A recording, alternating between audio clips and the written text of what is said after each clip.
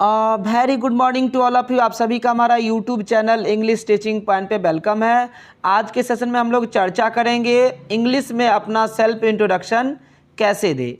यह टॉपिक आपके लिए काफ़ी महत्वपूर्ण है क्योंकि हम कहीं भी इंटरव्यू देने जाते हैं तो पहला प्रश्न होता है tell me something about yourself. तो आइए शुरू करते हैं आज का सेशन। इंग्लिश में सेल्फ इंट्रोडक्शन के लिए केवल 3 प्रमुख स्टेप का ध्यान रखें। फर्स्ट स्टेप में आपको अपने बारे में बताना है, जैसे आपको अपना नाम बताना है, आपको अपना उम्र बताना है और आपको अपना पता बताना है कि आप कहाँ के रहने वाले हैं। सेकेंड स्टेप में आपको अपनी योग्यता के बारे में बतलाना है और थर्ड स्टेप में आपको अपने फैमिली बैकग्राउंड के बारे में बताना है।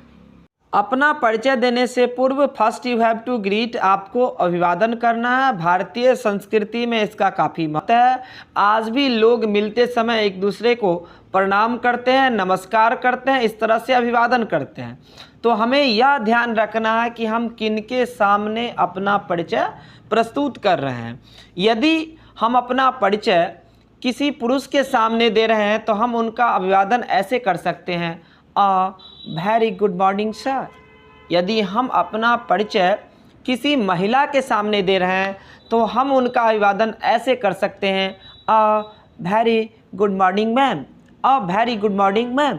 यदि हम अपना परिचय किसी भीड़ के सामने दे रहे हैं, किसी समूह के सामने दे रहे हैं तो हम उनका अभिवादन ऐसे कर सकते हैं, very good morning to all of you.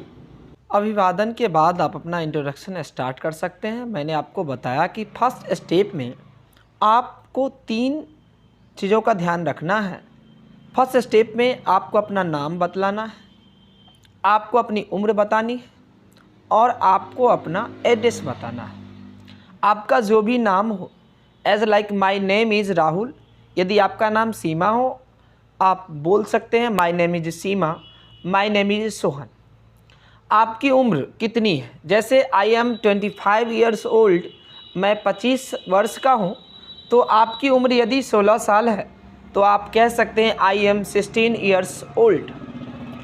उसके बाद आप किस तरह के परिवार से आते हैं, I belong to a middle class family, मैं मध्यम वर्गीय परिवार से आता हूँ। यदि आप मध्यम वर्गीय परिवार से आते हैं तो आप बोल सकते हैं I belong to a middle class family. यदि आप उच्च वर्ग के परिवार से आते हैं तो आप बोल सकते हैं I belong to a high class family. उसके बाद आपको अपना एड्रेस बताना है। यदि आप दलसिंह सराय में इंट्रोडक्शन दे रहे हैं और आपका घर भी दलसिंह सराय है, दलसिंह सराय के नज़दीक ही है, तो आप ऐसे नहीं बोल सकते आई लिव इन दलसिंह सराय। सभी लोग तो दलसिंह सराय के, दलसिंह सराय के किस गांव में आपका घर है तो आप उस जगह का नाम बोल सकते हैं, ठीक ना। और जैसे आप पटना में अपना इंट्रोडक्शन दे रहे हैं तो अब आप बोल सकते हैं आई लिव इन दलसिंह सराय, ठीक है। तो फर्स्ट स्टेप में इन 3 चीज़ों का आप ध्यान रखेंगे। चलते हैं सेकेंड स्टेप की तरफ। सेकेंड स्टेप में आपको अपनी योग्यता के बारे में बताना है। आप ऐसे कह सकते हैं as far as my qualification is concern. यदि आप 12th पास आउट हैं तो आप कह सकते हैं I have passed 12th from Bihar board. यदि आप अदर बोर्ड से पास हैं, एज लाइक यूपी बोर्ड से पास है, तो आप कह सकते हैं I have passed 12th from UP board. उसके बाद यदि आपने ग्रेजुएशन में नामांकन करा ली है, ग्रेजुएशन की तैयारी कर रहे हैं, तो आप कह सकते हैं I am pursuing graduation from DDU। आप जिस यूनिवर्सिटी में अध्ययनरत होंगे, यदि आप LNMU में अध्ययनरत होंगे तो आप कह सकते हैं I am pursuing graduation from LNMU, Lalit Narayan Mithila university, जो आपका नियरेस्ट है।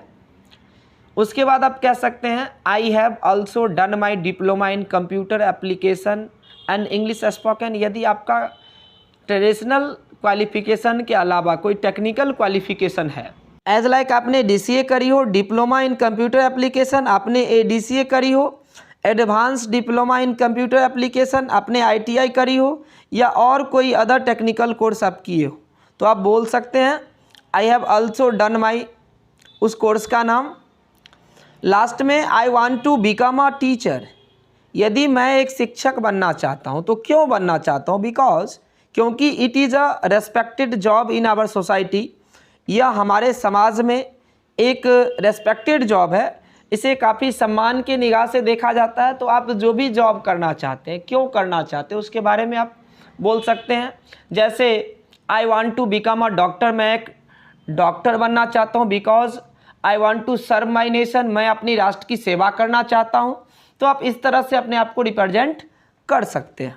मैंने आपको स्टार्टिंग में बताई थी कि आपको लास्ट में फैमिली बैकग्राउंड के बारे में आपको बताना है। As far as my family background is concern, I have 5 members in my family, मेरे परिवार में 5 सदस्य हैं। यदि आपके परिवार में 3 सदस्य हैं तो आप कह सकते हैं I have 3 members in my family. आप अपने परिवार के सदस्यों की संख्या के हिसाब से इस नंबर को रिप्रेजेंट कर सकते हैं। आई एम द इलेस्ट वन, मैं उसमें सबसे बड़ा हूँ। यदि आप छोटे हैं तो उस तरह से आप रिप्रेजेंट कर देंगे।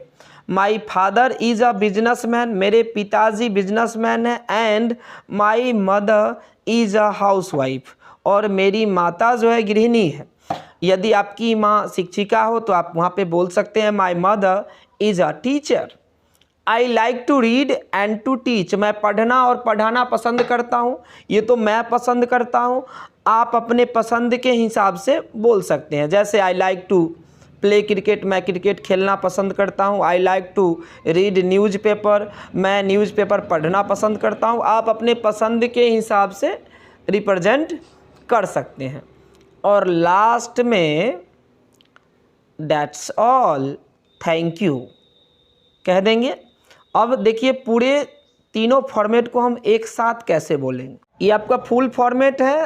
एज लाइक आप ऐसे बोल सकते हैं my name is Rahul, I am 25 years old, I belong to middle class family, I live in Samastipur, as far as my qualification is concern, I have passed 12th from Bihar board, I am pursuing graduation from DDU, I have also done my diploma in computer application and English spoken, I want to become a teacher because it is a respected job in our society.